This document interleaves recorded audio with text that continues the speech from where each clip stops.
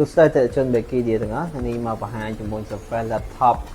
7 ដែលជាចំនួនចុងក្រោយគេមកអស់ដែលបំពាក់ដោយ chip Snapdragon អញ្ចឹងយើងមកមើលរៀងទាំងអស់គ្នា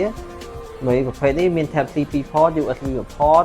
ហ៊ុនកាសអញ្ចឹងយើងមកមើលខាងនេះម្ដងខាងនេះមានតែ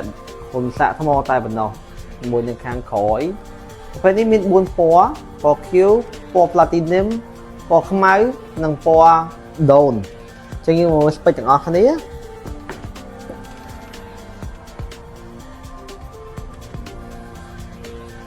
ប្រភេទនេះបំពាក់ដោយ chip Snapdragon X Plus 10 core RAM 16GB